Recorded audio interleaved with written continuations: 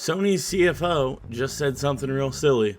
Let's talk about it. Sony CFO Hiroki Totoki, I hope I'm saying that right, stated in an interview with Financial Times earlier this month that the company needs more original IP across film, anime, and on the PlayStation side of things. If you're a longtime PlayStation fan like myself, you'll think, doesn't Sony have enough IPs already?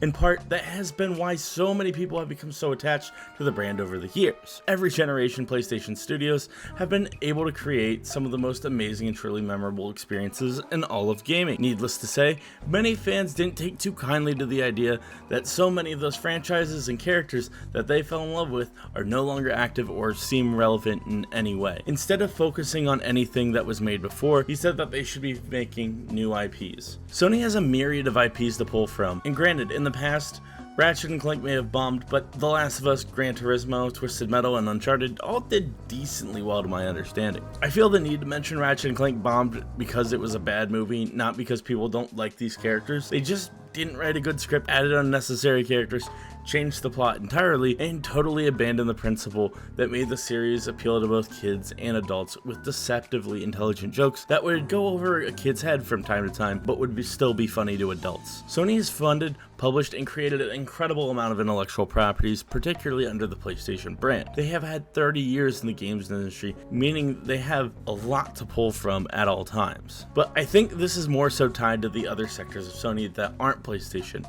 Astro Bot just came out a couple of weeks ago, and there's tons of acknowledgement of IPs, and it's a genuine love letter to the brand and all of those games, even if many of them lie dormant waiting for relevancy once again. Sony has been making movies for quite a while as well, and off the top of my head, I couldn't tell you what franchises they had. Sure, I know that Sony is the IP holder for Spider-Man, but that is also Marvel at the end of the day. There's plenty of things on their list of top grossing movies that I was unaware of. James Bond in particular. Jumanji is one of their highest grossing movies ever. There's Men in Black, which explains why there was a PlayStation Homeworld that confused me way back on PS3. And then other notable movie franchises are things like Hotel Transylvania, The Karate Kid, Ghostbusters, Cloudy with a Chance of Meatballs, Bullet Train, and Bad Boys. These franchises are all over the place, and some lend themselves better to other mediums as well. But many of these IPs were in other hands before they got to Sony. In the past, many of Sony's movie IPs came by the way of their acquisition of Columbia Pictures. In the previously mentioned interview, he talks about how Sony would like to internally foster these new IPs going forward. I'm sure we haven't seen the last of these IPs,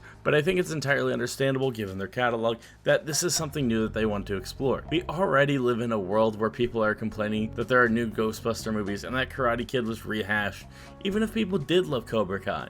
The market can probably only handle so many movies of existing IPs. It's a conversation that people have all the time. My point is this, by no means is this a bad thing. Sure, it can feel insulting, especially because a lot of those PlayStation IPs seem like they could translate into other mediums or even just a new game.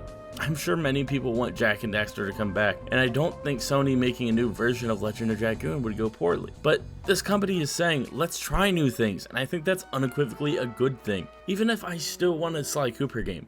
He said they were also looking to develop these IPs not just in gaming, but for film and anime as well, which is super important when it comes to the context of this conversation and the way that people have broadly been discussing this. As consumers, we know what we want, but what really gets people excited is experiencing something brand new for the first time. 5 years ago, I couldn't have told you I wanted an Astro Bot game.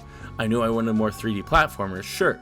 But there are things that we want that we'd never directly ask for because someone else hasn't made it yet. And when they do, it gets sold to us and we prove of it by purchasing the game and playing it. At one point, Souls games were all new. Elden Ring is a culmination of that, but its popularity is now to another level that is so far and above where it initially started. There are trends all the time in gaming, but there will always be some form of variety. It should be a good thing that a company is giving creatives a shot at making something wholly unique rather than trying to milk existing IPs, which again is something many people complain about, especially in Hollywood, but in video games as well with your annualized titles. Additionally, we don't want these studios to make games for maximum profit using existing IPs rather than making a game they actually want to work on. They by no means have an easy job. I would much rather these studios pursue a game that they want to make rather than just putting out a new Jet game that has nothing to do with the original, has zero heart, and has no cursorial understanding or semblance of what made those games a special experience in the first place. PlayStation has some truly talented developers, and we also need to look at the reality that is A new Sly Cooper game from Sucker Punch would mean a longer wait between Ghost of Tsushima or Infamous games. Granted, I can't really explain how Insomniac was able to put out Miles Morales, Ratchet & Clank Rift Apart, and Spider-Man 2 before some studios even released their first PS5 game, but there's a reality to the fact that there are only so many games a studio can make during a console generation. I love remasters and ports. I want sequels for many other games that Sony has produced. But having new franchises in the spaces of games, film, and anime provide the opportunity to fall in love with brand new art, which is truly awesome.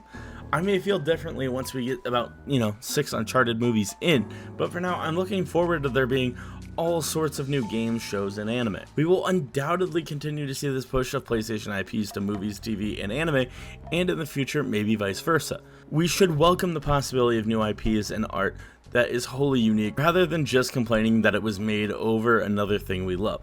I'm by no means saying that we shouldn't support those dormant IPs and prove that there's a market for those games. We still should, absolutely.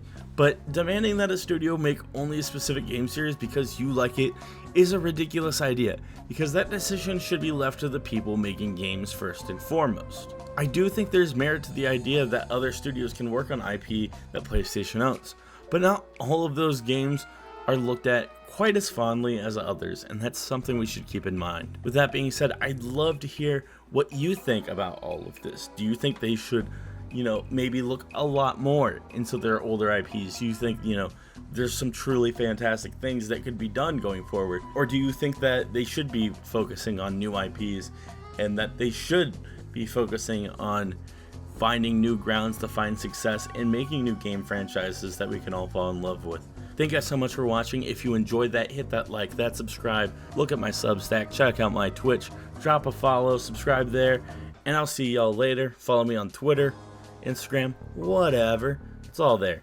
Peace.